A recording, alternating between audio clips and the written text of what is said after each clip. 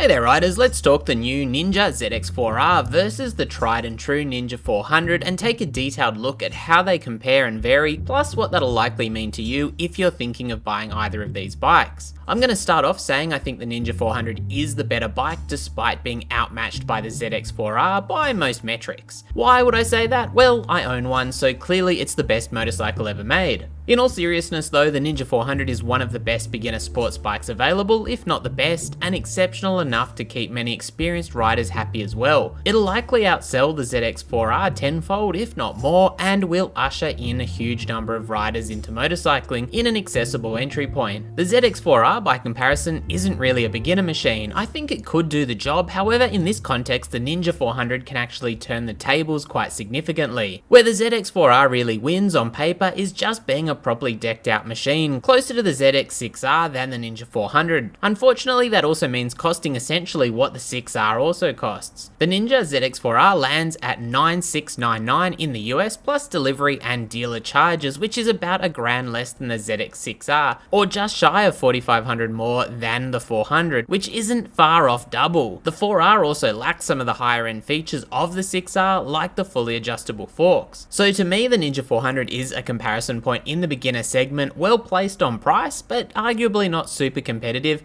considering it's unchanged since launch and is missing a few more modern features which we'll get to. The Ninja ZX-4R by comparison sits in a unique position. I think it's a small capacity high performance 4-cylinder which will capture the imagination of the 254 crowd and offer a new alternative to options like the RVF 400, if not a V4 alternative. Quibbling on price probably wasn't much of a concern here. These will be produced in limited numbers and likely be bought by those who want to track them or just people who love small capacity inline 4s. Maybe collectors too. Between the two, the Ninja 400 runs a parallel twin with in the region of 50 horsepower claimed to the 4R's 4-cylinder with 80 horsepower including ram air. Real world figures are likely closer to 40 and 70 horsepower respectively, but you'll need to rev the tits off the 4R and ideal performance is above 10,000 RPM. The Ninja 400 offers impressive torque throughout and is utterly usable throughout the rev range. Granted, revving the bike hard is rewarding, but you don't really need to. It's a machine that's ideal for everyday use. The throttle open and taking off is also arguably the easiest of any machine that isn't an auto, as a big boon to new riders. The peakier performance of the 4R will mean for new riders using the first 60 or so % of that rev range should be fairly mundane and usable. Would you really justify buying one as a new rider on those terms? Probably not. However, it does look like the two bikes share very similar torque figures, so the 4R shouldn't feel as gutless as a 254 when you're not really hard on that throttle. Where the 400 has no electronics, the 4R will add ride modes, traction control, and a TFT display with mobile phone syncing via the Kawasaki app. Is that needed on the 400? Well, no, but the times are moving and it's a comparison point. Things get more interesting on the chassis side. Both bikes run a trellis steel frame, although on the ZX-4R looks beefier and is matched to an asymmetrical swing arm. The 400 in comparison runs a more basic square tube swing arm, cost effective but outdated and ugly. The 4R steps things up a notch here with USD 37mm forks that are bumped to having preload adjustment on the RR. The 400 runs a 41mm traditional fork, but for road riding I've never had a complaint, and I would say the Ninja 400 is well suited to mixed road conditions for someone of my weight at least at 70 to 75 kilos. At the shock end of things, we see a simple preload adjustable shock on the 400, while the ZX-4R is similar, but upgraded to a BFRC Showa piggyback shock with full adjustability on the 4RR. It goes without saying the ZX-4R will be the more track orientated, which I reckon will also likely mean a more compromised or less comfortable ride on the road for most. Although the 4RR is also likely to allow a bit more adjustability around that for different rider weights.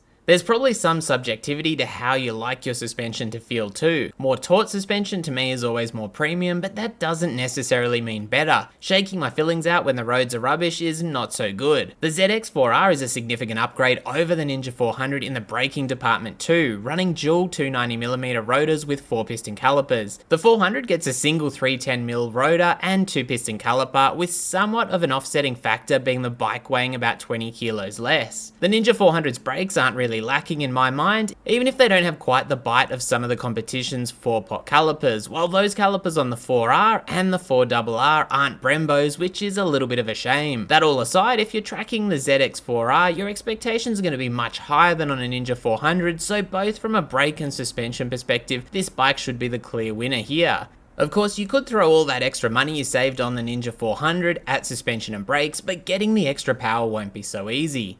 The 400 gets a 110/70 front and 150/60 rear, where the 4R receives a 120/70 front and a 160/60 rear, and those are all 17-inch wheels, of course. The 23.5-degree rake angle of the 4R will also provide a more aggressive handling characteristic to the 24.7 degrees seen on the 400. Getting to seat heights, we see the Ninja 400 at 785mm, which is very beginner friendly, to the also fairly beginner friendly 800mm on the ZX-4R. That's 30.9 inches compared to 31.5 inches. Naturally, a much bigger point that's not really reflected in the spec sheet is that rider triangle or ergonomics. The bars are more aggressive on the 4R, I think the pegs are a little higher too, although that's offset by the difference in seat height somewhat. Overall, the 4R is a bit more track orientated obviously, where the Ninja 400 again is aimed at offering a great beginner rider machine. Sadly, the Ninja 400 seat has always been a gripe of mine, it's just hard and the shape isn't ideal, no doubt due to keeping that seat height down. Will the ZX-4R be different? Maybe, but I imagine greater focus will have been placed on ease of movement on the bike rather than seat comfort. Styling is also fairly similar between the two bikes, enough so that the uninitiated won't know the difference, and there's plenty of subtle hints for the rest of us. Grab yourself a ZX-4RR sticker for your Ninja 400 if you really want to annoy someone. As a quick roundup that's more relevant to each bike specifically, the Ninja 400 is a great package for new riders. It lacks the TFT and extra adjustability in the suspension or any electronics, however every time I ride mine the thought of selling it is just really impossible. The ZX-4R and the ZX-4RR sit in a harder position, not much off the ZX-6R in terms of price but down on performance and in some areas suspension spec. It's a niche machine and it's also somewhat heavy, although I'll cover that in another video. Anyway, I think there'll be lots of happy owners with either of these bikes. Really the trick is figuring out which one is going to suit you better,